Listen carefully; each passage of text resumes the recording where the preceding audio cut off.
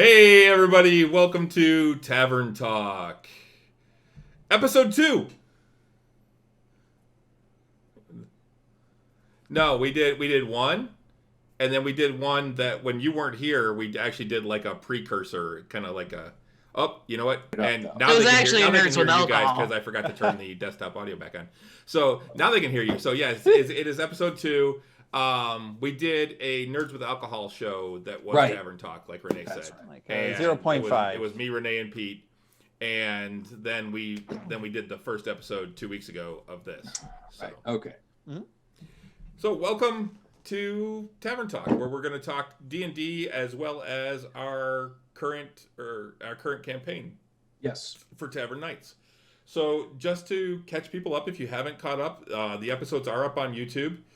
And I think actually the full episode might be still up on Twitch for at least a few more days. I'm not sure. I'd have to look. It may not be, but all 3 parts are up on YouTube. It is broken down into like about an hour and a half each part. So Yeah, give or take. yeah. But just to catch people up, if you haven't watched it yet, the group has returned to Phandalin after a long stretch in the Caverns of Stonetooth, also known as Kundrakar, the Dwarven stronghold, where they battled an evil mage necromancer Yes. briefly. Mostly battled his minions, and He toyed with us. He That- fucking kicked our Oh, yeah. asses. Yeah. Question. Yes. Did we actually get his name? yes, I was Yeah. actually watching some of the old stuff. Euchariah did have it because he actually brought it Okay. up to Raslin. and asked if he had Graynor, heard I it. think. Yeah. And Okay. he had But- asked I if- didn't- if he If had we heard of actually it. believe what the succubus told us, he never Mhm. formally introduced himself, but during the time when Phelan was seducing the succubus, they mentioned Which way was that actually going? she said that she was being held by an evil wizard named Graynor. So, assuming that Okay. we believe the succubus that she was telling the truth, that's And that was the name of the. and when you brought him up, Raslin had heard of him, and he said he was a necromancer that was expelled from the Librum Arcanum, and that was the first you guys had heard That's right. of the Librum Arcanum. And that was 2 episodes ago. This wasn't the last episode, it was the episode before. But in this last one, you guys finished, or no, you had finished exploring your mansion the episode before.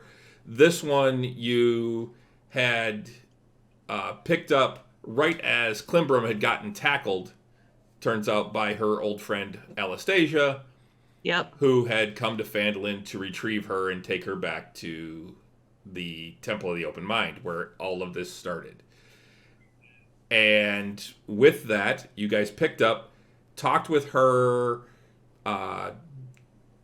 spent a few days in Phandalin getting some things taken care of. The money was delivered. When I went back and looked, he said it was going to be delivered. I don't think it ever actually I officially said it was. One of the other things that we're going to have to do, Euchariah, is I'm guessing that during those days you went to the orchard and stocked up on juice. Yes, I would have. Yeah. So we'll have to figure out how much juice you bought before we start on Friday. But Sure. you guys, Euchariah gold should invest in getting some like sulfur candles or something. We need to get we need to make sure that there's a regular delivery of apple cider or juice. I from actually this, did. Sulfur candles was like one of the original preserving methods. They didn't understand why it worked, Oh, but it did. Oh, interesting. Like the Romans would use sulfur infused candles to stabilize their wine. They didn't know why it worked. They just knew that it did. So wait, they would just burn sulfur infused candles in the room that Like they in a stored- room. Yeah. Stored the Yeah, and the residual sulfur would help maintain the wine. Really? Yeah. Oh. keep it. Well, I from know that fermenting. we don't have like in our mansion in the manor we didn't have any barrels of juice. I think that I meant to No, role because play. barrels of juice turn into vinegar. vinegar, right? What I Euchariah would have drank it should before do? then. What Euchariah should do is figure out a cooling system, some sort of mystical refrigeration that, device I that assume you our could, base, I a assume cooling. our cavern is cooled. Well, you could. I mean, at the very least, they could be Create kept down in the caverns and stuff. But an yeah, ice box. an ice box, so to speak. Yeah. Maybe so a box with a cylinder coming out of it that you can like tap.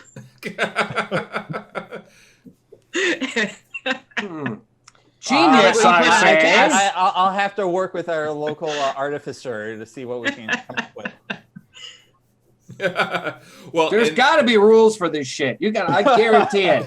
Somewhere online, D&D kegerator. Yes, somewhere online, somebody has figured out a way to keep cool things cool and hot things hot. Indeed. Mystically. Well, yeah, it's all elemental. Be a magic. It's all elemental. It's just tapping into the different elemental planes. Yeah, you can make a rock glow. Just turn one of those it's a rock that just always is warm. Just summon a very, very, very minor fire elemental or ice elemental, and then trap them in a little container. And then you have a little steam method and a little ice method. And... Yeah. All set, man.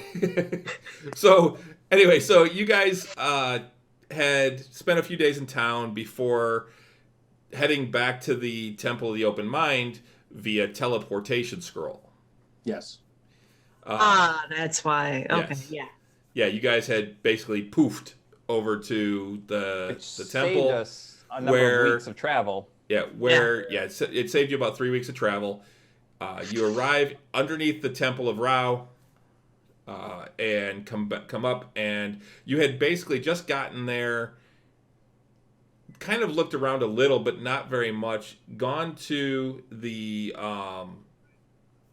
I think it's the Wandering Dragon is the name of the inn. And yeah, it's the one that that Buru is in charge of. Yeah, and gotten rooms, and we're retiring for the night, and that's where we ended it. So it was a lot of RP, a lot of that was second episode or second session in a row where it was pretty much all role play. I don't know, but I really enjoyed the Renee's fight with Anastasia. I thought that there was the one. Yeah, fight. I got the fight. A little bit, but just the playfulness behind it, while the rest of us kind of watched, and that's why I was kind of trying to make things interesting, talk to Octavian, and try and have a little side bet going on, and while we're watching it, and then watching you do your shadow stuff, and I thought that was she actually inflicted a lot of damage on me. As well as she should have. I mean, I guess I took her down to 3 hit points. Yeah, I mean, you did kind of kick her ass, but I mean, if she's a character that's progressing at the a relative same level as you are, it should give you a run for your money. She did. I mean, that's ultimately up to Chris and the way he wants to progress that character as well. Yep. So overall, I think you guys are doing really well as far as the way that the story's advancing. I think you guys have done really well. There's a lot of stuff that I have planned for this next session, so I want to see how things go. Renee and I have actually already talked about some of the stuff, but overall, how do you guys feel with the way that the story is progressing as far as the pace and things? Is it too fast, too slow? Do you think it's pretty good? I think it's progressing fairly well. I like it. I think the funny thing for me about D&D campaigns is quite often is the time frame. Mm-hmm. It's we are my character is in his early 20s, 23, 24 years old, maybe approaching mid 20s, and he's an Asomar, which means he's got an extended lifespan, not necessarily elven or dwarven, but they live a little longer than your normal humans, maybe 150 years, that kind of thing. But he's still a very young man. I'm already at 6th level. and we've progressed from 1st level to 6th level in the game time of roughly 4 months, maybe 5 months total. Yeah, you think got that's it's about 3 to 4 months at this point. 3 to 4 months. So, but say, let's see, even on the long end, that our characters have progressed from first level to sixth level in 4 months. That's substantial when you really think about it. And this is not We've like also gone through a lot of shit. we have absolutely. But that's and this is not indicative of just like Chris's game or whatnot. This is indicative of almost all D&D games. That when you don't really like, sometimes the players don't always think about the time frame of what happens. Now, when you really think about it, a character going from level 1 to level 20 should probably encompass several years, multiple years, if not, at the very least. I mean, I'd say 5 to 10 years of a character's life at the very least. Now, once they hit the top level, maybe they level out. Maybe they have some time in the middle where they stop adventuring for a while and they do some other things, whatever. There's all kinds of different ways you can handle that. But I've always kind of felt that most D&D characters progress way faster in level and experience than what it really should be represented, Yeah, your characters tend to go from first to max level, or first through a campaign. So they'll go from first to 15th or first to 20th or whatever the campaign is, depending on the version that you're playing. They go through that and they advance to that they go from being this novice who can barely hit anything to being this grand master swordsman or wizard or monk or whatever in the span of maybe a year. Right. And I've always felt that I would love to see a campaign where it spans like a 20-year period, where the characters have to take a long time within their life. They go from, and I'm not saying like at level 20 that's when they retire. That's just when they have hit that epic level. And there's still rules.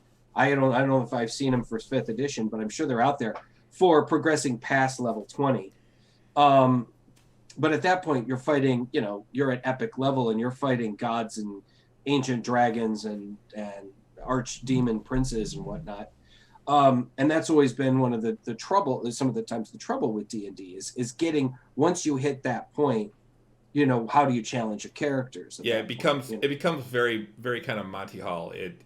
They always call it the Monty Hall campaigns, where you get these ridiculous weapons and well, yeah, you've got legendary levels of weaponry. You've got characters that have floating castles and dragons as their mounts and things like that, which once again can be really fun, but at the same time can be very difficult for the DM.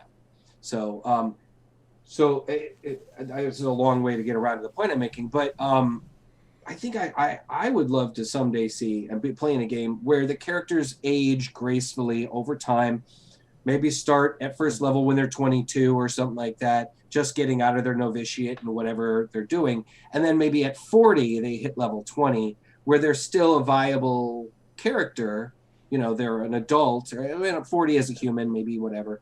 And they reach a level where that's commensurate in the game and in the culture of the game, that's commensurate with the level that they have reached as a character. So like when they are level 20, they're a cleric or a paladin or a mage, they are very high up in their guild or in their church or in whatever they're doing, and things like that. I think that's one of the things that you could even do, like time jumps in the game, like kind of like in Dragonlance, where the characters went off for 5 years and did their own thing and then came back together for specific adventures or specific campaigns. And it doesn't have to take 20 years of real play, but it can take maybe I would say gameplay like that. I would say gameplay like that.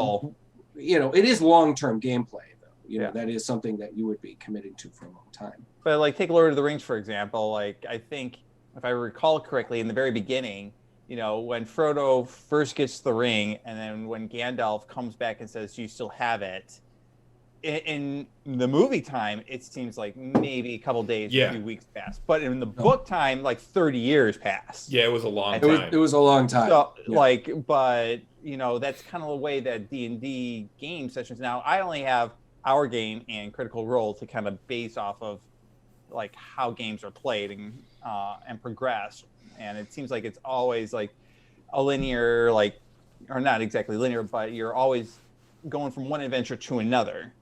Yeah. So Yeah. I guess how common is it to all of a sudden, like, put it part of the story that, like, 2 years go by? It's not very common for common. that. Now, one of the things I was going to introduce into this game, and it's funny that you bring this up, Russ, is I was going to bring in some downtime. There would be time, especially like because Raslim has to do research on finding this next piece. He doesn't know where it is. He happened to know where the one piece was and heard that you had found one of the other pieces, or had divined that you had found one of the other pieces. But he doesn't know where this third piece is, so he has to do research, and there's no telling how long that's going to take. He's asked you guys to do that, since he knows you're going to the Temple of the Open Mind. He's asked you guys to actually help him by trying to find anything you can there while you're there. But see, I love that idea. I love the idea of our characters spending 3 months living at the mansion and just doing random things, small things, like for the community. Maybe 3 months down the road. Yeah, like actually live in the town. Yeah, live in the have town. A life. Maybe doing little things like, there's a bandit, there's a group of bandits that have been, terrorizing part of the highway, and so we go off to take care of that. Or there's a group of some sort of creatures that have been bothering some of the livestock, so we go off and take care of that. Minor things, but things that the characters are contributing to the community. And then all of a sudden, maybe Raslin figures out what the next step is or whatever. And then that's when we kind of go, okay, now we're going back to our regularly scheduled adventure. Right, exactly. And then during that time, you can, establish certain things like, well, we may not maybe have progressed in level, but we've progressed in other ways. We've gotten a little bit stronger, a little bit smarter, a little bit more pious, Well, and that's one of the things that I actually have homebrewed for another campaign that I do plan on using in this, is if anyone wants to learn a new skill, to become proficient in it. That's what I was asking about last time. Yeah. Yes, or learn a new language. Those types of things are actually possible. They are not in the raw. They're not in the rules as written. But I have homebrewed a way to where you could do that, because I've had multiple people ask me that in different campaigns, and I think it's a good idea. There's no reason why you can't learn something new. Yeah, when I was playing in high school, playing an old second edition game, I had a DM that basically allowed us during downtime it was a very simple system, just rolling percentile towards gaining another point in one of our stats, Yeah. So I'm down. I think it's a great idea, Chris. Yeah, and one of the things I haven't been able to find the actual write-up that I did, but I wrote a lot of it down. I was very interested in it, and that's why I wanted to bring it up last time, where I think that you said that it was a particular amount of time that was based off our intelligence score. It was like a certain amount of weeks minus. Yeah, I believe it's like 10 weeks. Modifier. It's 10 weeks minus your intelligence modifier to learn a new skill. That's the base. And then it was the cost was you had to have at least a modest lifestyle, which is 1 gold per day. And then there was a cost involved. 25 gold, I think, a week. Yeah, 25 gold a week, I think it was. Which honestly, I think is very reasonable. I think on average that would be like a couple hundred. Yeah. Like 300 to 400, I think, if you were to want to do a new skill or proficiency. Or I thought that was extremely reasonable, honestly, to be able to get the proficiency towards that. And I like the way you're. Oh, hey, I just found it. It takes 10 work weeks 5 out of 7 days per week rather than the 250 days we found before. This is me writing it to one of my buddies. It's 25 gold pieces per work week, though, and there's possibility of complications that can cause it to be longer and cost more. Nope, that's just where we're. But you have to talking find an appropriate teacher. Yes, wherever you're at as and well.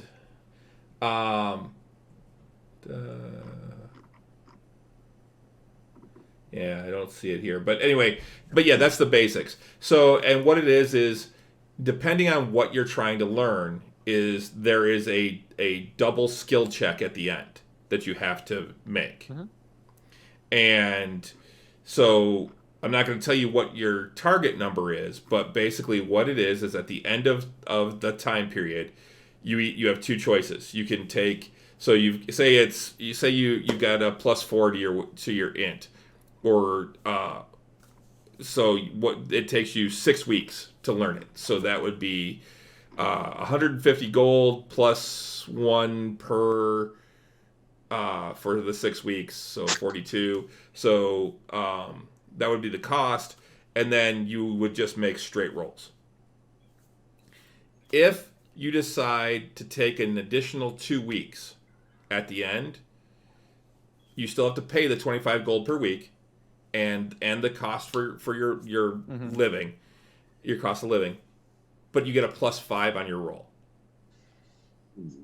If you take an additional 2 weeks beyond that, you get a +10 to your roll. Oh, wow. Okay. But here's the thing. With the first roll, you can do it straight. If you make it, you've learned the new skill. If you didn't, you can take the 2 weeks and try again. Mm-hmm. And then take the 2 weeks and try again. Or you can just take the full time and get the +10. And If you fail the first time and you go to the next 2 weeks, do you get the +5, or do you just get? I have to look at that. I don't think it's as much of a bonus. I think I gave a bigger bonus for actually taking the extra time for Without continuous trying study without trying to actually take the test early. Mm-hmm. So yeah. But again, I thought that was extremely reasonable. You're talking a few hundred golds. How would one increase their wisdom? Because I feel like that's a life skill. That's level. That's every 4 levels you get the chance to do. Okay. Those are no the things. feats. There is a way to do that that's baked into the basic system. So Oh, really? yeah, for increasing stats, every 4 levels you can raise 2 stats or take a feat. Yeah, I did that. I thought you meant it in a different way. Or take a feat. No. I thought you meant other than that. Nope. Yeah. So There you're are magic basically- items. There are magic items yes. that'll let you do it. Rich has one for Octavian with the gauntlets. Well, yes, Yeah. or there's actually books though that let you permanently increase Yes. a stat. Oh, really? Yeah. Oh yeah, yeah, yeah. You have to read the book from cover to cover and over a period of time, Yeah. and then basically it permanently gives you like an additional stat to, and it's all 6 of them. Like you've got a book on physical fitness and a book on theology that gives you I'm wisdom. assuming that those are extremely rare Yep. and extremely costly. And once they're used, they can't be used again for a century. Yep. Holy cow! Yeah. So you can't pass the book around to everybody in the group and they all get like a bonus to their decks. Yeah. You know? It's yeah. When But you find again, one of those, you gotta Yeah, it's figure like out the who manual deserves of it. bodily might, and Okay. there's all sorts of ones. There's one of insight, and But again, I think that it would be something that, at your discretion, would be an extremely rare item that I'm not sure how it would even be introduced into the campaign if you feel that it's reasonable to do so. Yeah, So something that I wouldn't be anticipating to be coming up. yeah, I did the ability increase the first time that at level 4 because I was able to raise my AC by 2, ultimately doing it that way. Yeah. Because I had odd numbers in both dexterity and wisdom.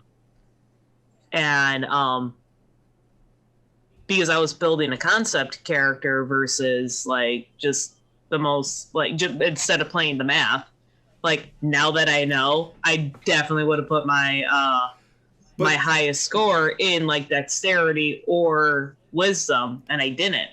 Dexterity for a monk would be the highest because that helps your attacks as well as your. Yeah, my I think it did put my highest modifier in dexterity, but my second one I put into strength. But that's the thing. You went for a concept, which I love. Most of you guys did concepts, which, by the way, Pete, I got to say, I love the shirt. Thank you. I've been looking at variations on that one. Nice. But when the DM smiles, too late. It's already too late. Awesome. Yeah, that's my little icon on Discord. That was a Valentine's Day gift from my wife. I also got these pajama pants I wanted to show. Yeah, I love that one. That was hilarious. It's a natural one. It says, "I rolled a sneak," and at the very bottom it says, "You tap dance loudly into a room full of orcs. They seem impressed." She found that and she fell in love with it, and I got that.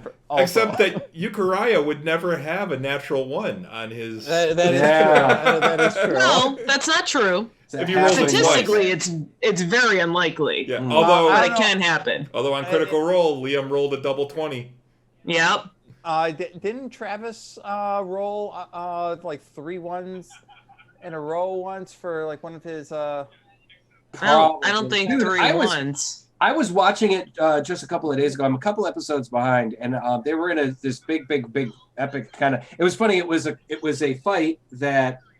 Now they're not caught up, so I know, be careful. I'm so far behind. I don't care. I'm not that far behind. I mean, I'm about 10 episodes behind now, but I'm all caught up. They're in this big fight, and the funny thing it was a random encounter, and so they're in this big fight. And there were so many criticals in this fight alone. You know what I'm talking about. Yeah, Renee, you know what I'm talking about. There were so many crits. Like, they were critting left. Each character must have Everyone's crit. just on fire, except Matt. Except Matt. Matt he couldn't get us a roll, and it probably saved them and stuff. And the creature ended up, leaving. Like a dragon rolling ones? Yeah, you don't know what that's like at all, do you? Yeah, no, not at all. But anyway, it was like I'm watching it and I'm like, this is bullshit. There's no way. And they kept rolling 20s and 20s and 20s. I think somebody might have rolled 2, not double 20s, but rolled a crit, and then the next attack rolled a crit again, and like the next turn, and it was just like, motherfuckers, I mean, it would have been one of those ones where back in the first campaign when they had that one of their sponsors offering to give them like $50 or something every time they rolled a critical hit, or a critical every time they hit a critical. I think they got $20 towards a charity. It would have been one of those ones where the charity went, stop, we're broke now. It was ridiculous. Because I'm all caught up. I'm like 2 episodes behind. Okay, so like a couple episodes ago, Liam actually rolled something with advantage, and he actually rolled 2 nat 20s, and everyone's reaction is just priceless. So like, it does exist, and like they made him like take a photo of it, and like the thing all the fans are like, you have to upload the photo because it actually happened. The thing is that that's great that it was on advantage. It would have been better if it was disadvantage. Disadvantage, yeah. If they said roll with disadvantage, and he's like, double nat 20s. I'm pretty sure it was with advantage. I don't think it was disadvantage, but still, it was 2 nat 20s, which is just impressive. I saw that happen when I was playing Ed's game with Ed Rohn when he was the DM. We had at least one of those where I can't remember who did it, but we had at least one of those that one of the characters. And it's funny when that does happen, everybody at the table loses their mind. Because statistically, it's very unlikely, not impossible, but it's extremely statistically it's impressive. Yeah, extremely unlikely. I just found my house rule for learning new skills. Yay! Good. It's actually based on your proficiency. So you guys are at a proficiency of +3, so it's actually 100 gold per week. Wait, for what? To learn a new skill. 100 gold per week? Yep. Oh, I thought it was 25 gold. No, it's 50 gold, 100 gold, 200 gold, 500 gold, 1,000 gold. Depending on how high the skill you need. Well, how high your proficiency is. Because you're trying to get to that proficiency level is really what it is, and it's also that you have that much more money. So it's 100. So in order to learn a new skill, it'll be 100 gold per week, and it's 10 weeks minus the character's int bonus. And then 1 gold per day. And then 1 gold per day as a minimum for your lifestyle. Okay, so that definitely changes things, because going from 25 to 100, like that's the difference between 200-300 gold to learn a new skill to all of a sudden needing 700 to 1,000 gold. Yeah, and then at the end of the training if you really want it, you really got to invest in it. Right. You want to make sure that's what you want to invest towards. 200 gold, that's reasonable. I think that you can save up for that pretty quickly and hold that. You guys have so much fucking money now, it doesn't you? I mean, we have a lot of money, but it's not like we're not Vox Machina rich. We have a lot of money for the level we are. Mm-hmm. Yeah. We have a lot of money for 6th level characters. We don't have a lot of money for 15th level characters or 10th level characters. Yeah. And that's the thing. I mean, the money that I have as a character could be gone in one purchase. Yep. I could spend $1,200 on a suit, or 1,200 gold on a suit of plate mail, 2 armor. Well, and that's a large portion of my money. Exactly. Well, and in the other campaign that I run, they went into a magic shop and they found a potion that was 60,000 gold pieces. Right, exactly. 60,000 gold for a potion. What does that do? Was that? It was a potion of storm giant strength. Oh Jesus! What does that do? It gives you a 22 strength or something. 26 strength. A storm giant would be a 27. I think it is 26 strength, 7 or something like that. Yeah, I mean not permanently, right? No, it's for an hour. Yeah, it's for an hour. Jeez. So, but during that hour, you could knock a castle over. So people don't. That's the thing too. People don't have a true concept sometimes of when you get to those high, kind of skill levels or not skill but stat levels. What you're doing? When you have a 26, 27 strength, you're the Hulk, man. You're picking up buildings and tossing them. You could conceivably can do that kind of thing. I mean, once again, it depends on what the DM wants to kind of allow you to do. But if you're walking around and you have a 26 strength, you're at the level of a storm giant. So you could fucking pick a dragon up and throw it. I mean. Yeah, that's why they even the one DM that actually made a 5x5 square so his players could understand how far each one of those squares actually is, and that's why in the 1 second that you have, because a single round is 6 seconds? 6 seconds. Mm-hmm. Yep. Yeah. So in that 6 seconds, and you move 30 feet. You can't move 30 feet in 6 seconds. You are sprinting. Yeah. Especially when you get a monk with crazy monk shit. You're doing the 40-yard sprint. Yeah. Well, the idea is we're not playing normal character. We're playing heroes. Yeah. So just wrapping your head around just the sheer physics of it, right? And actually seeing what a 5x5 square foot actually looks like. And the reach. I saw this one YouTube video where they were explaining reaching with a normal sword versus a great sword versus a warhammer and a dagger. Yeah. Yes. Just wrapping your head around the physics behind it, I thought was fascinating. I mean, yes, it's a fantasy realm, and you're essentially an altered human, and you're superhuman practically. Yeah. Well, see, that's the idea. That's the other thing that I think a lot of people tend to forget too, is that in a D&D setting, in any role-playing game, you're supposed to be playing an exceptional kind of character, not playing a normal person. You're playing a person with extra talent and extra skills better than your average NPC, average person who walk down the street.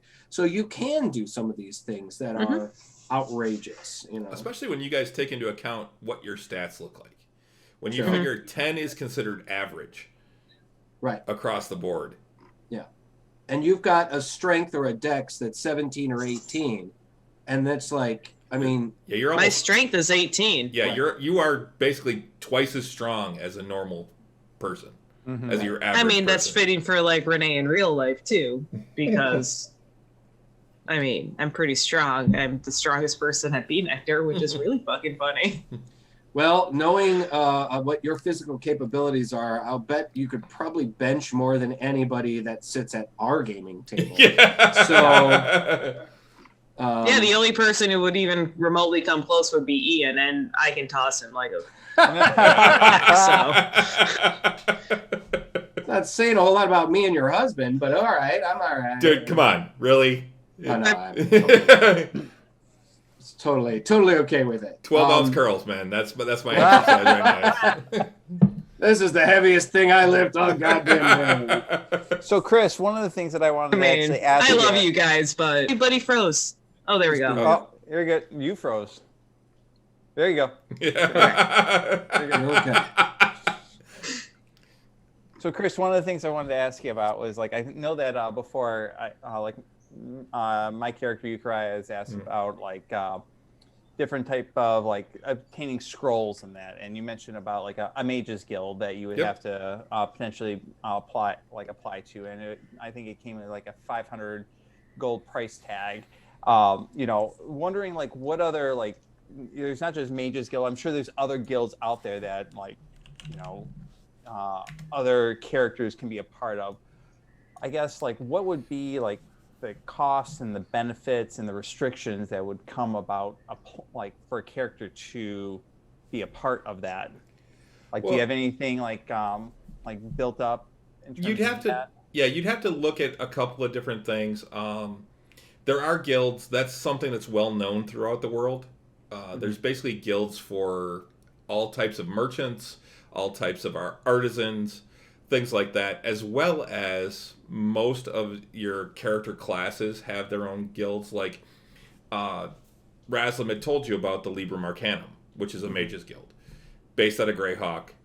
They actually are one of the main mage guilds in the world. They have offices, for lack of a better term, in a lot of major cities. The Thieves Guild is another one. There are multiple Thieves Guilds throughout the world. The monks have monasteries and temples, like the Temple of the Open Mind is one. That's kind of a mixed bag, in that it's not just a monastery. It's also a library and an actual clerical temple. The clerics have their temples. Fighters don't really have so much of a guild. I mean, there is a guard guild, I guess. Most of the city guards are actually, they're not really a guild so much as they are just a thing. And then one of the things that I did introduce in one of my previous campaigns that I figured I'd use here is there's actually also an adventurers guild. It's actually a guild where you can join. It's not one that you would necessarily know about yet. It'll be something that you might hear about, and you might have to go to like Greyhawk to actually find something. It's only going to be in the very large cities. But basically it's an adventurers guild. It's where you can go and apply. You become members of the guild and you can get jobs.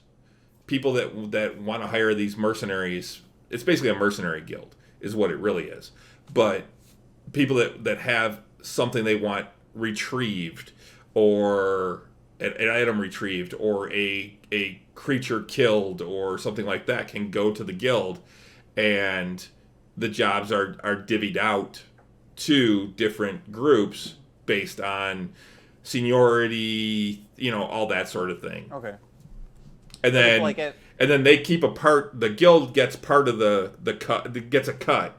Okay. Of whatever the reward is that the person's paying. But for the Mages Guild, for example, I know they may have options for obtaining certain like spells or skills or something like that, but like like I know that we really haven't come across anything like that, but it would come like as like something that you would have to apply to pay for. I guess Depending, like what are even the benefits or the restrictions of like being a part of something like that? Is that something like I guess I'm just kind of trying to figure out like right now like my character like again like I'm trying to keep in like concept he's always like been more of a loner. I don't really like the idea that he would be tied to something like that. I don't think that he would naturally be drawn to something like that. He would. Yeah. So would that even make any sense, though? Even though he's trying to grow, I don't think that it would really be applicable. But I really don't know what the benefits and the restrictions would be. What you would get is you would get access to. You'd get access to spell books. You would get access to libraries. You would get access to laboratory equipment for things like making potions or things like that. You would get, generally, you would get things like discounts on potions or scrolls, or at least the ability to even buy a spell scroll, things like that, with a Mages Guild. You would also get their backing if in the event that basically with a guild you have them as a backing to support you if anything comes about. Like if anyone comes after you, you've got your guild behind you. Yeah, you see it in Critical Role sometimes when Bo has to talk to the Cobalt Soul. The Cobalt Soul. Yeah, the Cobalt Soul is basically a monastery. It's also it's basically the equivalent of a guild. Yeah, yeah, and they're basically law enforcers, you know, or they're like kind of like Shield. I would liken them to like Shield in the Marvel universe. You know, they're not necessarily like cops, but they're the kind of guys that, or maybe the Harpers, another example in Dungeons and Dragons. Yeah, but I don't know that he's read any of the Forgotten Realms. Probably not. But I know what the Harpers are. Yeah. My character is one. Yeah. In the other campaign. Right. But yeah, they're basically, you know, they kind of are doing their best. They're checks and balances. They try to make sure corruption doesn't get into government. Right. Exactly. And so so.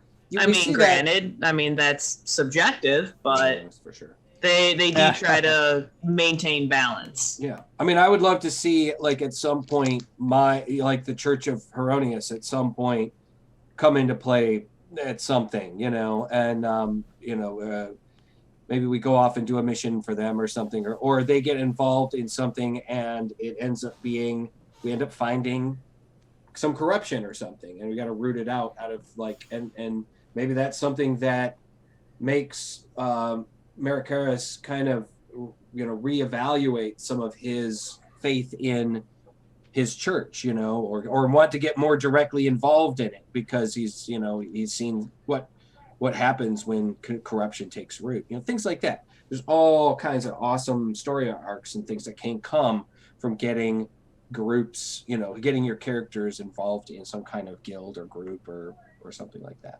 And I knew that it was just more than just like a Mages Guild that would apply to. One of the biggest ones. It would be a lot of them. Yeah, one of the biggest ones you see are actually Thieves Guilds. That's one of the biggest things because Thieves Guilds are, well, they're not, in most cities, they're not technically legal. They're accepted because you're going to have thieves, and with a Thieves Guild, it keeps somewhat order to what would otherwise be just a bunch of chaos. Yeah. And a lot of times, like this isn't something you would necessarily know, but in Greyhawk, one of the considered the greatest mayors of Greyhawk is one who actually would have just recently passed away, I believe, in this campaign. But he was actually also the guild master of the Thieves Guild. He ruled Greyhawk for over 30 years as mayor. Oh, wow. Okay. And was considered one of the greatest mayors that Greyhawk's ever had. Okay. I was just curious, and I know that it was kind of touched upon like once or twice, just briefly mentioned, and I wasn't sure like the broader picture. like just to get a good understanding of it. And I was trying to understand, like, as a character, like, you know, I wasn't sure if that would be what would be where I would want to go with. I mean, even though the benefits sound really good, it doesn't sound like something that like I would be. You don't want to be tied. Towards. You don't feel like your character would want to be tied down. Exactly. Yeah. But I know, like, some characters Clifford knows exactly how that feels. Some characters are tied down. You have those that are devoted to their church or to their patron or whatnot. But you know, like, I've always been Climbrum totally gets it. Yeah, and 100%. Like, even though having access to spell books and libraries and all this great stuff and discounts and that, and like, you know, being part of it, I don't know. It seems like it's not something I would be going towards. And I can see that with Euchariah. Yeah. Just based on your background, which we're not. I don't want to get into too much. I mean, we know a little bit about Euchariah's background. I mean. Yeah, but I just wanted to have, like, just for my own, like, knowledge of the general world, and that if we do come across something like that, I felt like it would be very much out of character if all of a sudden, like, there's an opportunity and I jumped on it. I will say there are some cities that the guilds rule, and if you're not part of the guild, you can't do things like cast spells. If you cast spells, you can be arrested if you're not a part of the guild. Interesting. Okay. So that's the thing you have to watch out for, is depending on what city you're in, how that works. And again, I wanted to ask more, not just mages, but for all the other options that are out there for other characters too. I know that we don't have a rogue that would be more like in line for a Hey, I'm your rogue.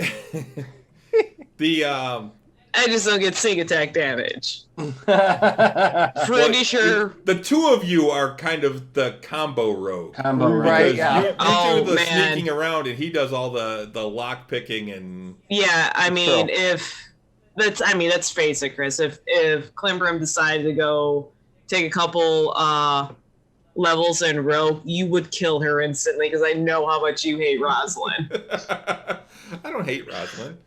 You kind of hate Rosalind. But the so here's the thing. Sneak attack damage is way OP. That whole thing with learning languages or skills, that also applies to learning new tools. So you could also learn how to become proficient with thieves' tools. That would be cool. So you would get your proficiency bonus when you do things like open locks and things like that. But again, yes, you would have to find the right teacher. Yeah, I mean, you're right. Together, Climbrum and Euchariah equal a full rogue. Sort of, yeah. Yeah, just that's without where sneak attack. difficulty comes in. Just without sneak attack damage. Because seriously, sneak attack damage is so OP. That's where the difficulty comes in increasing those skills, is finding. You also have to be in a city that's big enough to find, to find somebody that'll teach you that stuff. You know, I mean, you might be able to get like a basic understanding of working a smith. You know, working with like the basics, smithy that lives in our little town, but you're not necessarily going to be a master armor or sword maker. Yeah. You got to go to a bigger town for that. Which is another reason why we need to go to a big town, is it's beyond the fact that we got a whole bunch of shit that we got to sell in our game. Yeah. We got a +2 great axe that is would probably useless. Double. It would probably double what a lot of us have monetarily. If we sell that, that's we have to. None of us can use it. Well, yeah, because nobody. Yeah, I could use it, but I'm not. I'm a sword and board guy. I don't use a two-handed weapon. I'm the wrong kind of dwarf. Mm-hmm. Now curious about that. Like, Chris, take that +2 great axe. Was that something that was part of I think you mentioned that where we went, Stone Tooth was part of another existing module, right? Yeah, it was the Forge of Fury was the name of the module. So was that part of the original one, or did you throw that in there knowing that none of us could really use it? No, I don't remember if that was in there or not. I'd have to look. I know I I actually increased the dragon's horde a little bit, because I did make it a young adult dragon versus a just a young dragon that it is in the module, because the module is you guys were definitely more powerful than your average group for that module. Yeah, you mentioned that those legendary resistances. Yeah, young dragons screwed don't have my plan up a lot. Basically, you were in its lair, and adult and higher dragons have lair actions and legendary abilities. Young dragons do not. Okay. So if we were to fight that young green dragon, it wouldn't exactly have you guys would wipe the floor with that young green dragon, most likely. But that green dragon hasn't done anything to anybody, so leave it alone. Right. See, and let the dragon live and be happy. I feel bad that we kind of walked in on this black dragon and just decided to kill it. Oh, this black dragon was nasty, and black dragons are nasty. He threatened us first, and we needed the circlet. And that's the thing, though. I mean, I've always been of the opinion, no matter what, in whatever game you're playing, whether it's Dungeons and Dragons or Skyrim or Dragon's Dogma, whatever. If you're playing a D&D game or a tabletop role-playing game, video game, whatever, dragons should always be scary. They should always scare the living shit out of whoever you're playing, whatever you're playing. I mean, when you're playing Skyrim, you get powerful enough to the point where dragons are like not even a big deal anymore. I've one-shotted dragons in Skyrim, and I think I've seen it happen. I've seen people one-shot a dragon, get a critical hit, with a really high level character, and like I said, it's one of the few things, and that's a mistake of that game, because that game you could scale. Yeah. It could scale up, but it doesn't appropriately scale up. And so I've always been of the opinion that even if you approach a young dragon or a young adult dragon, it should give your characters pause. It should always be like, at the very least, you should be like, okay, guys. When the Bodak is scarier. This is a dragon. Right, yeah. Exactly. Yeah, so that's the thing. When in 3.5 dragons became scary. Yeah. Before that, they were not that scary. It became, instead of it's a dragon, oh shit, it's a dragon, charge. And the big thing in like first edition was you were always hitting with the blunt of your weapon to subdue the dragon, because then you could, make it your pet and all this. They had all the rules for that back in first edition. It was actually ridiculous. The idea wasn't just to kill the dragon, it was to defeat it, leave it alive, and cause it to become your servant. Right. So tame it, yeah. Yeah. That doesn't, it really doesn't make sense that a dragon absolutely ridiculous. It's an intelligent creature, yeah. It's more intelligent than most humans. Right. Most dragons are more intelligent than most humans, and they're also we much know all lived, dragons are smarter than Phelan. Yeah, and they are the owl bear you guys killed was smarter than Phelan. Yeah, he's not here, I can say that. The concept character, though. But that's the thing. Dragons are also magical beings. Right. So magic is in their blood. Right. And they talk about go ahead. Sorry. No, I was just gonna say, and through legends and stuff, dragons are scary. Yeah. You guys have grown up with the stories of dragons, and dragons are terrifying. Mm-hmm. Correct. And that's the way they should be. And that's the thing. I think in Dragonlance they had actually established that the only dragons that were kind of dumb were the white dragons. They tended to be kind of not animals, but they tended to be a little bit on the dumber side. They're the most animalistic. They were they operate more on instinct than logic. Well, they could still speak and shit, but they were like they weren't as conniving. They were driven by hunger and by increasing their hoard, and they weren't all that manipulative and conniving. Whereas a red or a green dragon or a black dragon, scary shit, And I think that's pretty much. I don't know if that's still the case, but greens are considered the most conniving. Okay. Reds are the most powerful. Okay, right. And they are also the reds are the smartest overall, but greens are the most conniving. Okay. and they could actually defeat a red. But then between the green and the red in power level is actually the blue. It actually goes white, black, green, blue, red as far as power level. Okay.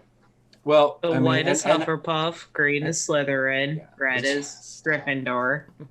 And they do a similar thing with, with the metallic dragons, which are the good dragons. But like the copper dragons tend to be silly, and they tend to be flighty, and they, whatever. And one thing that they always established that's true about any dragon is that is a staggering amount of arrogance. Whether they're good or evil, they're still kind of arrogant because they're still fucking because dragons. you're a goddamn dragon. Right, they're dragons. So which I think that Chris, you played that very well. Like the black dragon seemed like a little bit arrogant, even after, like, let's say that Octavian cast that water walk.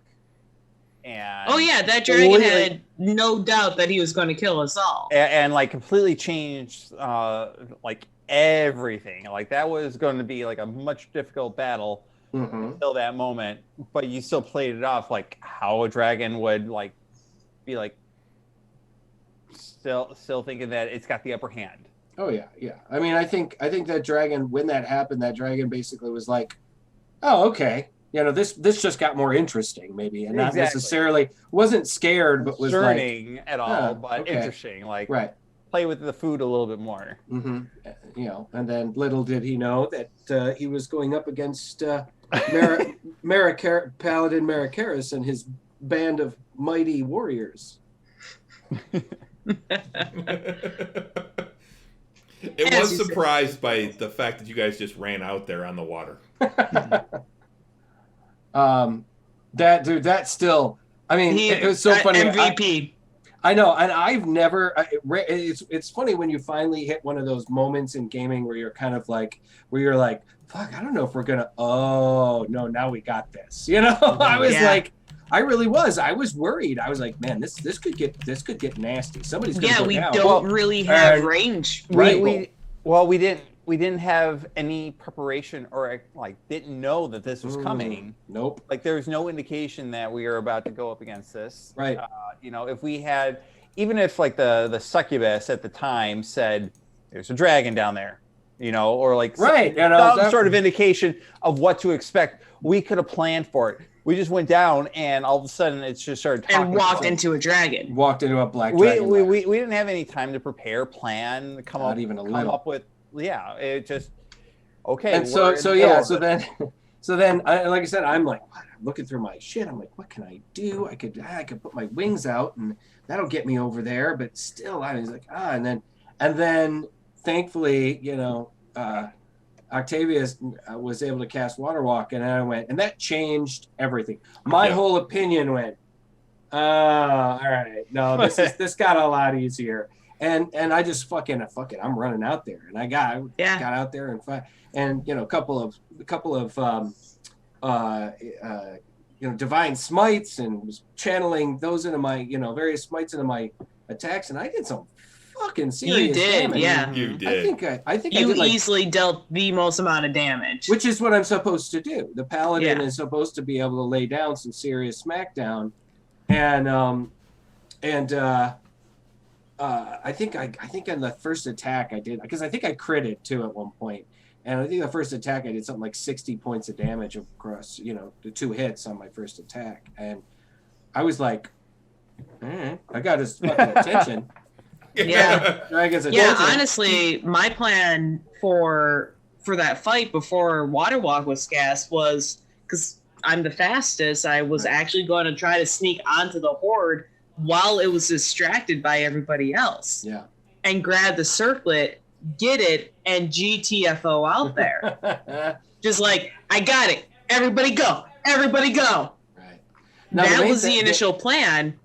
And then poor Octavian couldn't see how far I went because he's got dumb little human eyes. I can't see in the dark.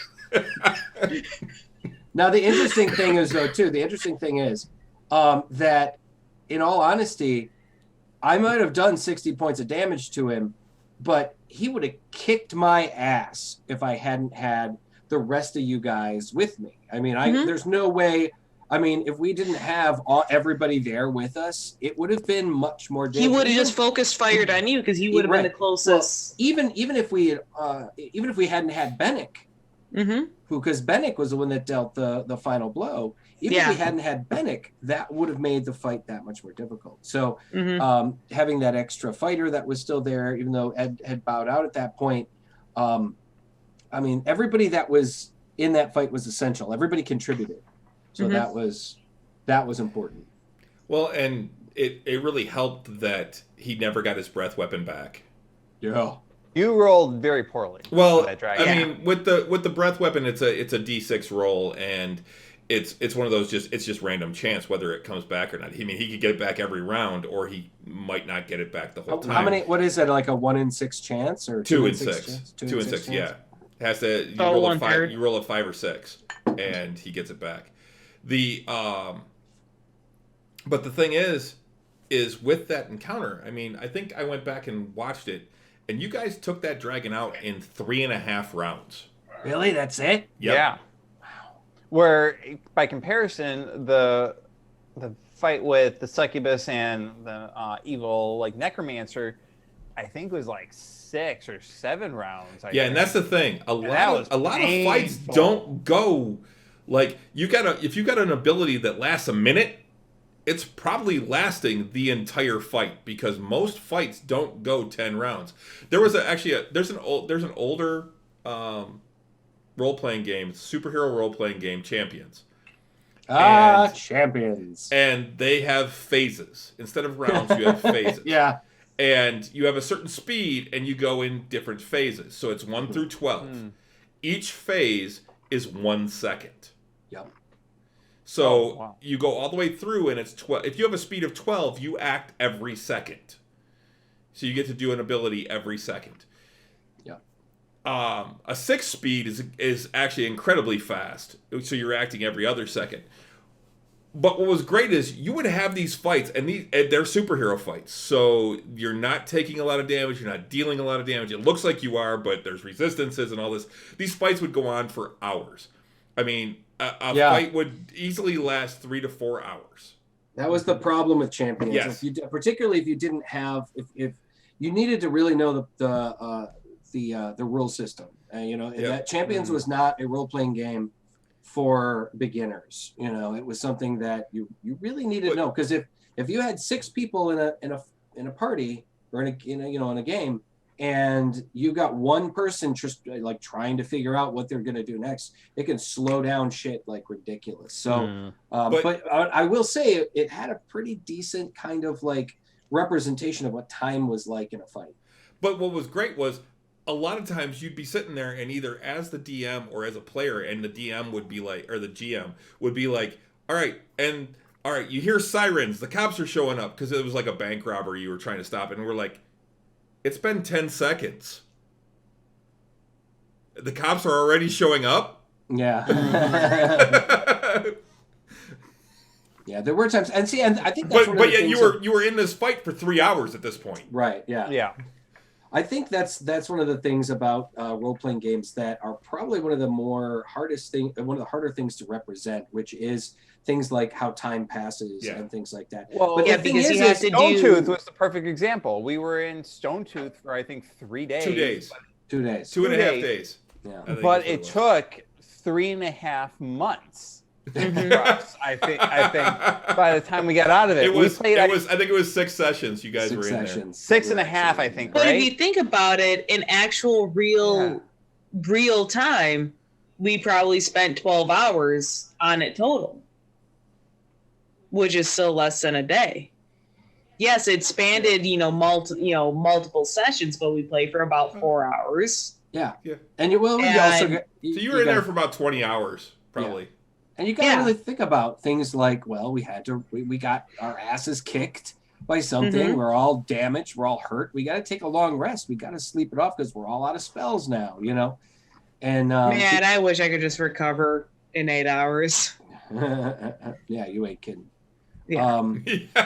But the thing is ultimately, a lot of people don't know or don't think about the fact that in a real fight, if you've ever been in a real no bullshit fight, they're usually over very quickly. Yes, Most they And you are. get tired fast. Yeah, most Yeah. fights, and I'm not talking about a boxing match. I'm talking about we're with who are professional fighters Like and stuff. legit 1 minute is Yeah, like exactly. a limit. Yeah, which if is you've ever been Yeah, in a fight if or you- flight, that boost of adrenaline only lasts Mhm. for a short time. if you've ever been in a full-on no bullshit fist fight, that usually is over within 30 seconds, Yeah. because either the two of you or however is fighting, either the two of you have hurt each other enough to go, whoa, okay, I'm done, or somebody goes down and says, I'm done, or somebody gets pulled apart, or they get pulled apart. So the fact that in a D&D round that it takes 6 seconds, that a lot of times, in an actual gameplay, that I can't remember the last time I was in a fight in D&D that lasted maybe longer than 6 rounds. Most of the time, if it goes a full 10 rounds, which is usually like the span of some of the lower level spells, okay, your spell lasts a full minute. To actually have a spell, go Fire. off, like Last its duration. last iteration. That's kind of a rare thing. I don't see that happen all that often. Some of the bigger fights that Critical Role has done, some of the boss fights have lasted, those kind of lengths and stuff like that. And some boss fights that we've been in and that I've been in, but it's pretty rare. So, Yeah, and and- I've always felt that kind of, because when you think about it, because I've been in a couple of fights over the wonderful life that I've led, or watching when I worked in the bar industry, when I saw fights happen in the parking lot and just watched people, like I said, fight for 10, 15, 20 seconds max and then done. Because and also like an entire initiative round, even though we go through everything individually, that's all happening all at the same time in the same time span, and I feel like that gets lost a lot. Like, 6 seconds. so and so does for me. this, yeah, but in reality, that's actually happening at the same time. You don't see it happen until the next round. That's the thing. That entire round. So the entire round of everyone so all 6 of you plus however many bad guys there are, everyone gets to go, and then at the end of that round, that's the end of 6 seconds, and then we start round 2. Yeah, it's all happening at the exact same time. Yeah, so that's something to consider. Yeah, that dragon fight probably would have lasted longer without water walk. That was the whole point. Was that he was out in the water, and you guys had to figure out a way to get to him or damage him from a distance. Right. As soon as Rich went, I cast water walk. I went, motherfucker. And I have to give it to my Rich. plan. And I have to give it to Rich. I can't imagine like the feeling that he had as a player, like coming up with something so genius. That was amazing. I can't wait to have that feeling of my own, because that was just so wonderful. And I felt like he's had that like twice. I also felt like he came up with the the plan of talking with like Klimbrim talking with the dead. Yeah. With putting the spell in and you casting it. Well, and then on top of it, like clerics and frankly even bards, they're not like upfront fighters. They're support characters. They're support. Well, clerics, that's the way they used to be. Clerics can be a much more upfront fighter. Well, yeah, I mean, we all know Jester in Critical Role is like the worst cleric ever.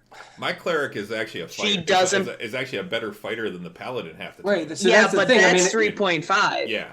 They wrote it in so that like particularly in 3.5 they turned clerics into, and I'd say in Pathfinder they turned clerics into much more than just the medic. Because I played a cleric for a long time in 2nd edition, and it was. And he was basically he was definitely a major support character. He was the healer, and he would, you would stand behind the fighter, and as he gets hit, you just go boop, heal. Right, and then you get those higher levels, and then you're casting Flame Strike and Blade Wall and shit like that. But still, he was very Calidor was a very supportive character. You play a cleric in 3.5 Pathfinder, or even now, particularly depending on the god you decide to worship and the various different abilities that you get and feats and stuff, a cleric can be extremely effective in combat. Yeah. And, we're playing in the 3.5 campaign that I'm still playing in. We're playing Dragonlance, and my character is a Minotaur cleric of Kiri Jolith, which is the god of justice. Right.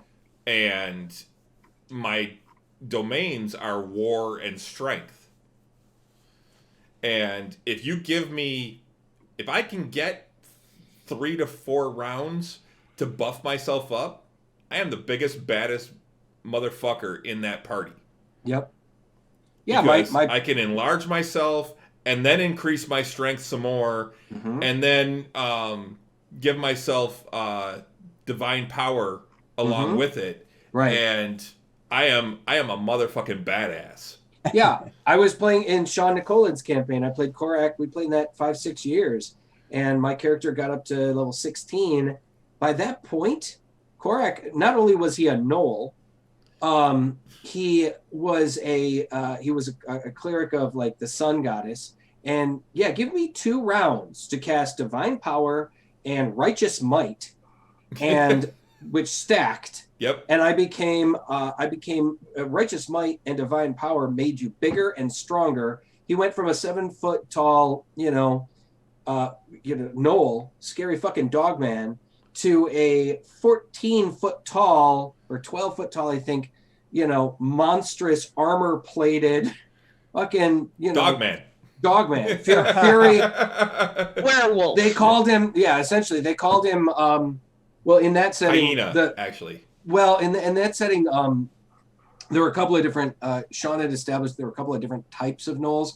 My particular tribe looked more wolf-like as opposed to hyena, and there were, and we had his tribe had kind of directed itself away from some less evil, more neutral. That's and almost Yingal or whatever their god is. Yeah, he was more. So he was a lot more like a big wolf man instead. And because he was worshiping a god that was more often worshipped by humans and elves. It was very out of the ordinary. And that was one of the cool things about the character. And they called him the Holy Hound of Asia. He's the holy Hound of Asia. And it was a fun character to play. It was a lot of fun. But yeah, 2 rounds, man. That's all I needed. Fucking 2 rounds. And then I was a tank that just waded through fucking groups of, with a huge, and that's the thing, when you cast like a spell that enlarges you, everything gets bigger. Your weapon gets bigger. Yep. And so my mace, more damage, and my Morning Star became, a telephone pole. Yeah. So, we're actually at 1 hour and 15 minutes now. So, wow. The time flies on this. So I want to get to a couple other things. I know, Pete, you had a couple other questions. So is there something else you wanted to ask about? Yeah, I was actually, I know that one of the things that we never got to discuss last time, and you kind of mentioned at the very end of the last episode, was Tasha's. Some of the things that are in the latest release of Tasha's Guide to Everything, right? And you did I would say, more of a soft introduction of the Artificer sort of sub class in Noblin's Gizmos. Yeah, which I thought was really fun and very interesting, and I'm really excited to see how that actually plays out as that as it becomes more developed, because it seems like it's just just starting up right now. But where that particular class is going within our campaign, and some of the other things that are within Tasha's that you were thinking about maybe introducing. There are some interesting things that I thought were curious about there, like the tattoos, for example. They introduced that in Critical Role, but compared to what they have in Critical Role are very different than what we saw in Tasha's, where it was more bumping up your skills based off of a particular monetary value that you to bump it up by 1. In Tasha's, they have various abilities, which I thought were quite interesting. Some of them, like if Klimbrim were to get one, I think it would be like really like like really beneficial for her to, or like any character to get some of them, and seeing like what you're open to, or if it's like off limits, or just your general thoughts on some of the other things that are Well, brand new that are introduced from Tasha's. so as far as the tattoos go, I actually like the tattoos in Tasha's more than I like the way that Mercer's doing them in Critical Role. I like that they are a magic item that you have to attune to. So it takes up one of your attunement slots. I didn't know that. Yeah. Yep. Okay. Yeah, and according to Tasha's, you have to attune to the tattoo. So if it takes up one of your 3 attunement slots. So it's a magic item that you have to attune to, which to me makes sense. It's a part of you, and that it is something that you should have to attune to. So I actually don't have a problem with the tattoos in Tasha's. I was reading through them really? today. There's a couple that I might modify a little because I think they're a little bit too much. But Well, that's just it. Like I'm looking through them and I'm thinking like for some of these, like Klimbrim would be very beneficial for like one that I think gives +1 bonus to attacks and damage rolls from unarmed strikes. yes, that's the claw one. Yeah. But yeah. like- So the thing is, that's the one where I'm okay with that portion of it. What I'm not okay with is the additional benefits that it gets, because I think that makes it too overpowered. As a bonus action. Yeah. You can empower power for 1 minute, and all your melee attacks with a weapon are basically you can do things within 15 feet away from you. Yeah, you can attack from you have a 15-foot reach, and you do an additional d6 of damage. That's just way too powerful. So even once per day, I think that's too powerful. So it's one of those things where, yeah, okay, so now all of my hand-to-hand strikes are considered magical attacks, and I get a +1. Okay, that's like making your fists a +1 weapon. Okay, I can get behind that. That's a thing. Now, the difference too is that in Critical Role, doing magical tattoos is an ability that someone has. Like Orly has that ability to create magical tattoos. He's trained in doing it as long as he has the material components. And it's an expensive process, but it's material components. Right. It's like several thousand different amounts depending and based on you have to have so much gem dust. I think Is what it is. 25,000 or 20,000 gold worth. 20 It wasn't that much. It was 2,500. 2,500? Okay. I thought it was 1,000. No, it was 2,500. So it's Even still, that's Yes. nothing to sneeze And at. in Tasha's, it's a magical needle. Is Where what it you is. you just take the magical needle and put it to your skin. Yes, and then the tattoo it's activated. appears, and depending on how strong the tattoo is how much space it takes up. And if you are killed or if you unattune to it, then the needle reappears. So it's actually the power is in the needle itself. It's not actually in someone doing it. But when you attune to it, you're taking that needle and essentially putting the Absorbing tattoo the on magic yourself. into you. Yes. And attuning to it. That's But like part of the another one, attunement. another tattoo which like looked like it was pretty interesting would be like if you like the life tattoo, you're reduced down to 0 hit points, and instead the moment that you're hit 0 hit points, you have 1 hit point. Yeah, that's actually what An orc ability. orcish resilience. Oh, interesting. Okay. Yeah, But I'm just saying, half orcs have that ability, is that they jump back up to 1 hit point. well, we don't have any half orcs in our group, but like having those type of abilities, I wasn't sure. Like, and the fact that they are very different than what you saw in Critical Role, where it was like 2,500. There's So, like, one. There's the resistance tattoo, where based on the color of the ink of the tattoo, is you get a resistance to some type of damage, like poison or necrotic or the absorbing one. Yeah. Yeah. Like but I think you get to choose essentially when you. No, it's you don't get It's to a choose. one-time? It's based on whatever ink is infused into that needle. I like the ideas of these magical tattoos. I just would have thought that they'd be more expensive, honestly. I mean, $2,500. That is a gold. critical role to bump Sure. up your Yeah. your one of your main stats. Sure, but like I said, This is different. And there's nothing that says what the potential costs are. And that's where I was kind of wondering, like, the fact that one, they're so different than what was introduced in Critical Role, and what are the thoughts are and in here. Critical Role, the basically what you're doing is you are permanently boosting a stat. right. I just would have thought it would have been more expensive. Yeah. Yeah, I was actually surprised that Mercer made it as relatively cheap as he did. Yeah, I mean, granted, when they did it too, they were lower level. They were only like level 10 or 9 or 10 or something like that at that point. So, the amount of money is still quite a bit at that level.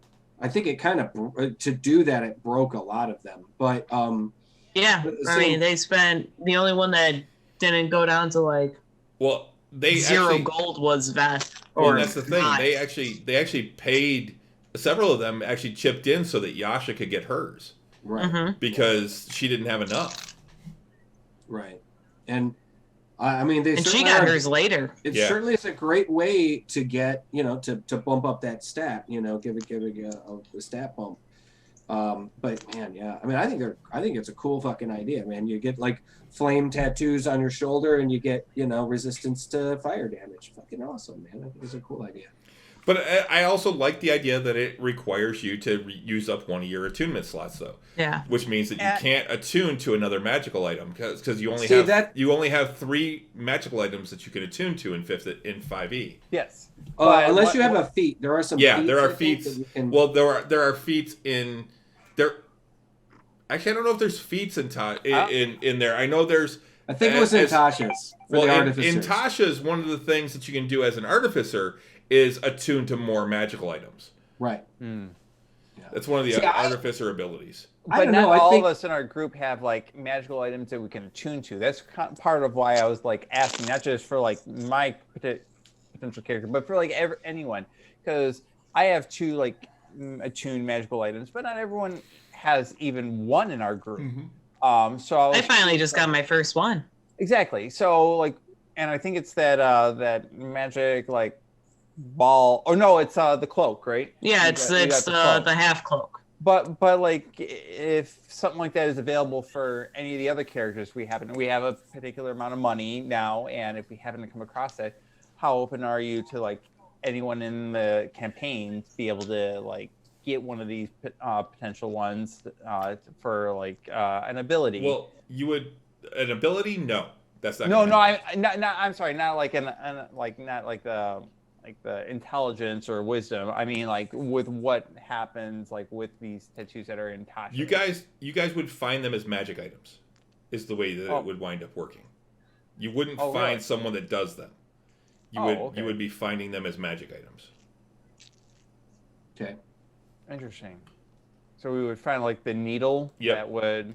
You would find a magical needle, provide that type of thing. Yep. So Chris, you're okay. You're okay with us finding like gauntlets of ogre power, but you're not okay with us getting a tattoo that we have to attune to that would raise our strength. Or if you had to attune to it, yes, I think I could do that. I could get behind that to raise your strength or whatever by 1.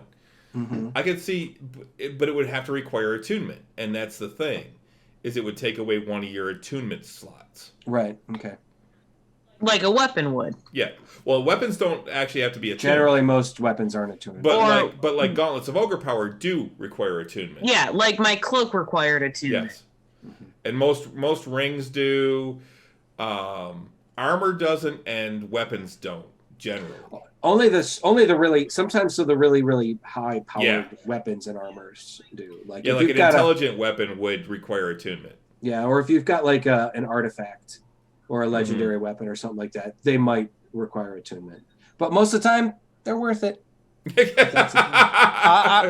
I have one more attunement slot, but like left over. But I think I'm one of the few that actually have 2 magical items that are attuned to. Majority of us, I think, have 1, if any at all. I only have 1 at the moment. Those are the boots that I'm wearing. Yeah, and I think that majority of the group has only one. That's why I was kind of asking, like, the fact that you have to attune to it, like, what are, and a lot of the things in Tasha's, I know that you do question, or you, like, so I was just curious about that. And the fact that it was different than before. And So that's interesting. Yeah, and as far as the artificer thing goes, as we wrap things up here, because we're getting to an hour and a half now, the artificer is, it's not something you've ever encountered before. You've never seen anything like what you saw at Noblin's. And so it's something that's completely new. And we're going to see how it goes from there. So you may see more of them. You don't know. You've never seen anything like it before, so you don't know. You've never even heard of what they do. It's something completely new to the world. Right. I'm interested to see more, explore more of it with an artificer. I think it's an interesting addition to D&D. I like the concept. I think it needs some modifications. Well, it's still a new kind of thing, And it was something that I was like curious about, like as a potential multi-class. And if I were to if we ever were to decide to go that direction, it wouldn't be anything in the immediate time frame whatsoever. I would want to at least get to like level 8, hit the next feat or like ability bump first before thinking of that. So like thinking like level 9, 10 or beyond. But well, you got a goblin that can train you. I just have to get through that, right? But if I were to actually if we were to agree that there's that potential to multi-class, it would only be for like one. I think honestly, like second level, like to be able to get to those infused items ability, essentially. So you wouldn't even want to get to where you could specialize. Probably not, because I think that I would want to have at least a level, like, I think 18 wizard if we're, like, eventually reach that particular pinnacle at the very end of the campaign. And, like, I think that, because, again, I wasn't sure what you were open to. I felt like the level 2 where you got the infusions would be something that you would be more open to into our campaign than branching deeper into that. Maybe that's further discussion, but it was just a thought, and I just wanted to have that discussion and just get a good understanding. Again, it's nothing that's going to be coming about anytime soon, but just it's something we got a little bit of time, and it's something I can look at for sure. Mm-hmm. All right, I'm down, man. I think this was another really good talk. Yeah. Very quick. Very cool. Yeah, that's the thing. This flies fucking by. I mean, I love doing the Nerds with Alcohol show, but it doesn't seem to. Most of the time, it doesn't seem to fly by quite like this. Not quite as fast as this. I think, Chris. I think it's because we have more than just you and me. Yeah, I think that's part of it. Yeah, I think having 4 people makes it go by quicker. Yeah. I have a lot of fun with it, and I'm glad that we're having it. I'm trying to make sure that I'm part of it as much as I can. I'm having a blast with it. Talking to you guys. I know you guys are the veterans, but it's also cool to get your like I said. Why I wanted to bring up Tasha's because there's a lot of new stuff in there that you guys are new with also. So getting your perspective from all of your history is I think pretty cool to get that feedback. I still think a lot of stuff in Tasha's, they went a little OP on it, and I think it unbalances the game. I don't think the Artificer is as balanced as a lot of the other characters. I think they're a little overpowered as far as like a magic user type character is, especially the ones, the Steel Defender and the battle, what is it, the battle one, and the artillerist, because I mean the fact that you can get a bonus action that does 3d8 damage along with whatever else you want to do. Christ, 3d8, really? Yeah. On a bonus granted, action? it's once per day for an hour, but still, it's an hour that you get this little thing that you can even give it legs if you want, and it can move around a battlefield. So it's a item. It's an automaton. Basically, it's a cannon, and you can have it move around the field. And as a bonus action, you can have it attack, and it does 3d8 fire damage in a 15-foot cone. Well, it sounds to me like they created the Artificer to directly address in video games the various characters that can just come in and drop a cannon somewhere and then go off and fight, and they've got this supportive cannon that can just shoot. It wasn't just that he had an issue with balancing. It was pretty much a lot of the expansions of the existing characters. Well, the Twilight cleric, the Twilight character, or the wizard can before the optional thing that they started adding in for the wizard that I can swap out cantrips. Before, swap out cantrips and stuff. For a wizard, cantrips were fixed. I had to pick, and I had to be very careful with my choices. And I only got 2 extra cantrips. One I learned at 4th level. I think I learned another one around 8th or 9th level, and then that's it. But then all of a sudden it's after every long rest you can swap out a cantrip. That is I was really excited about it, and then Chris poo-pooed that idea. Very, very quickly, and be don't get your hopes up, Pete. And I'm okay. Yeah, that's a thing. That was a very big change to the way that the character was written before Tasha's. Cantrips were a big fix to start with. Back in 2nd edition, they were nothing. They were light spell. They weren't even a light spell. Light spell was still a level 1 spell.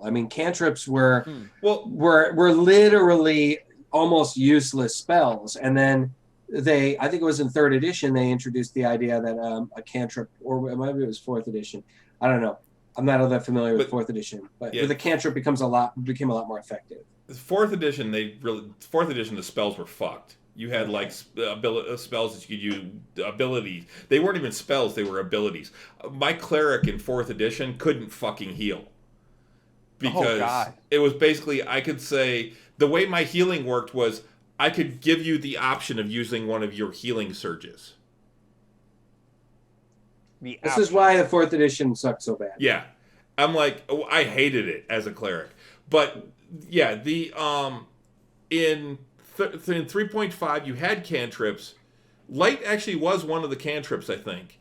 But you still, they weren't you could cast them on demand. All day, You had, you could cast 5 cantrips in a day. Right. Yeah, you still had a set amount. Yeah. It was, so it has been 5th edition that, you can throw firebolt all day or shocking, whatever. Yeah, 5th edition is where they gave you the utility to make you much more effective even if you run out of spells. So it used to be, if your mage ran out of spells, you were fucked. You had to take a long rest. You had to spend the night so they could get their spells back because they were useless. Yep. Did they have more spell slots? Nope. Not really. Really? No, once a mage ran out of spells, you were reduced to a dagger or a stick, and that was about it. You got the fuck out of Dodge if you were with very little hit points too. Yeah. You got 1d4 hit points per level. Mm-hmm. 1d4? 1d4. Oh, geez. At least in 5th, it's at least a 1d6, and that's very painful for me right now. But that's I a thing. Significantly lower than some of you guys, half the HP. Right. But that's the thing. Arguably, once a mage hit 10th level or so, they still didn't have the greatest of hit points, but they were probably the most powerful character in the party because they could throw fireballs and lightning bolts, and they could throw down some pretty serious damage they could still they be taken out damage, right. And they also had buff spells that would buff up their AC, different things like that. So spells were particularly with mages, spells were the great equalizer when it came to that. But it took a long time, and you were the squishy wizard for quite a while before you got to those points where you were like, all right, now I can take care of myself. I don't necessarily have to have a warrior, a fighter, a paladin watching my back all the time. You know. Yeah. So just so you know, Pete, 10th level you get a 5th cantrip. That's it, yeah. And that's the maximum cantrips you get all the way to 20. And yes, just as a wizard, just so you know, level 17 is definitely what you want as a wizard if you want max wizard, because that's where you get your first 9th level spell. So that's where I was talking about. Like I wasn't sure when the artificer, like, I knew that infuse items was at 2nd level. I don't know what was at 3rd, if it was worth 3rd it is or where not. you get your specialization, where you're either a battlesmith or an alchemist or an artillerist or. But I knew that I wanted to at least get to the 9th level, so that way I can get those 9th level spells. So okay, so 17, but guys, okay, it's 10 after 10. Yep. Renee is probably going to turn into a pumpkin soon. Oh, Yes. she's yeah. And we're already an hour and 40 minutes in, so we do need to shut wrap down. it up. So Wrap as it much up. fun as this is, and I could, like Gosh. I said last time, I could talk this all night long. Exactly. I truly a lot of love fun. talking D&D. So, but yeah, so I think we should wrap things up. Guys, be sure to join us on Friday night for Yep. our next Tavern Knights show at 7 o'clock, 7 o'clock Friday. Eastern. This channel, Eastern. On this channel, Drinking Nerds. Also tomorrow night, every Tuesday night, Chris and I talking nerdy stuff, talking a little bit about booze and a little about everything else. Holy shit, do we have a lot to talk about We got tomorrow. a lot to talk about tomorrow. We will be reviewing the latest episode of WandaVision, Episode 7. and we are not worried about spoilers because You should have guys- watched it by now. y'all should watch it. WandaVision. Yeah. So Both of them, Renee? Seriously, you should start with WandaVision. so Because join us. you guys always want to do it at the end, and it's like, oh, I just have a couple more things, and next thing you know, it's a half an hour later, and you're starting WandaVision at fucking 10 o'clock at night. He's got a point, Chris. We Yeah, should. she does. She She's does. got a point. Maybe You tomorrow do, we'll. you do the Midwest goodbye. It's just, I love you guys, but it's like, okay, we should probably start wrapping it up, and half an hour later, we should probably start wrapping it up. things up. Yeah. Maybe we'll have You to. legit said it 4 times in one episode. I'm just like, I'm going to bed. I'm done watching. I'm going to bed. Yeah, I've done that twice in the last month on you guys. Fuck you guys! I'm out. I love you guys, but I'm like, What? it's after 10. I'm going to bed. All right. I anyways. seriously, All right, I be- seriously cannot wait until the show. Friday. Yeah, Friday is going to be a lot of fun.